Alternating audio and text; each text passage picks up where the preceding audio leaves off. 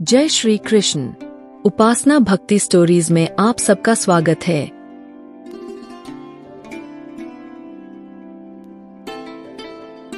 यहाँ हम आपके लिए लेकर आते हैं भक्ति और आध्यात्मिकता से ओतप्रोत प्रेरणादायक कहानियाँ। आइए आज के इस दिव्य सफर में हमारे साथ जुड़िए और अनुभव कीजिए ईश्वर की महिमा और भक्ति की शक्ति को। आज के इस वीडियो में आपको वैशाख वरुथिनी एकादशी कब है, शुभ मुहूर्त क्या है, एकादशी व्रत का पारण कब करना है और पूजा विधि के बारे में बताया है। इस बार वैशाख कृष्ण एकादशी तिथि का प्रारंभ 23 अप्रैल दिन बुधवार को शाम 4:44 बजे होगा और एकादशी तिथि की समाप्ति 24 अप्रैल गुरुवार को दोपहर 2:32 बजे होगी। ऐसे में इस बार वरुथनी एकादशी का व्रत केवल एक ही दिन यानी 24 अप्रैल दिन गुरुवार को रखा जाएगा। ध्यान रखिएगा, इस बार एकादशी का व्रत 2 दिन नहीं बल्कि एक ही दिन यानी 24 अप्रैल गुरुवार को ही रहेगा। सभी गृहस्थजन, सभी वैष्णवजन एकमात्र इसी दिन व्रत रखेंगे। इस दिन ब्रह्मा मुहूर्त सुबह 4:25 से 5:13 तक रहेगा। सूर्योदय सुबह 6:02 बजे और सूर्यास्त शाम 6:47 बजे होगा। भगवान की पूजा करने का प्रातः काल पूजा मुहूर्त सुबह 4:41 से 5:47 तक रहेगा। वहीं शाम की पूजा का सबसे शुभ मुहूर्त शाम 6:52 से 7:58 तक रहेगा। अभिजीत मुहूर्त दोपहर 11:59 से 12:50 तक और राहु काल दोपहर 1:30 बजे से 3 बजे तक रहेगा। एकादशी के दिन शतभिषा नक्षत्र और पूर्वा भाद्रपद नक्षत्र का शुभ योग बन रहा है और इस दिन दोपहर 3:56 तक ब्रह्मा योग भी रहेगा, जिसके बाद इंद्र योग प्रारंभ हो जाएगा। द्वादशी तिथि का प्रारंभ 24 अप्रैल दिन गुरुवार को दोपहर 2:33 बजे से होगा।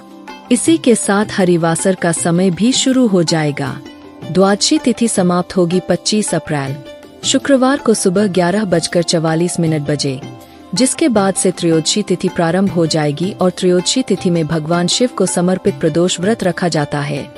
25 अप्रैल शुक्रवार को सूर्योदय सुबह 6:01 बजे, सूर्यास्त शाम 6:47 बजे, ब्रह्मा मुहूर्त सुबह 4:24 से 5:12 तक रहेगा। प्रातः काल पूजा मुहूर्त सुबह 4:40 से 5:56 तक रहेगा और इंद्र योग दोपहर 12:31 तक रहेगा। राहुकाल सुबह 10:30 से दोपहर 12 बजे तक रहेगा। हरिवासर के समय व्रत नहीं खोला जाता है और 24 अप्रैल दिन गुरुवार को रात 8 बजे तक हरिवासर की समाप्ति होगी। हरिवासर के समय आप जितना हो सके भगवान के मंत्रों का जाप, भजन, कीर्तन या भगवान की कथाओं, लीलाओं का श्रवण या पठन कर सकते हैं। तो जो लोग वरुथनी एकादशी का व्रत रखेंगे उन्हें व्रत का पारण करना होगा, यानी व्रत खोलना होगा 25 अप्रैल दिन शुक्रवार को सुबह 6:01 से 8:23 के बीच में। पद्म पुराण में भगवान श्री कृष्ण युधिष्ठिर महाराज को बताते हैं कि वैशाख के कृष्ण पक्ष की एकादशी वरुथनी के नाम से प्रसिद्ध है। यह इस लोक और परलोक में भी सौभाग्य प्रदान करने वाली है। वरुथनी एकादशी के व्रत से सदा शुभ लाभ होता है और पाप की हानि होती है। यह सबको भोग और मोक्ष प्रदान करने वाली है। इस व्रत के पुण्य प्रताप से मनुष्य 10,000 वर्षों तक की तपस्या का फल प्राप्त कर लेता है और एकादशी का व्रत करने वाले भक्तों को दशमी के दिन कांसे के पात्र, उड़द, मसूर, चना, कोदो, शाक, शहद और दूसरे के घर का अन्न, 2 बार भोजन और रति, इन 10 बातों का त्याग करना चाहिए।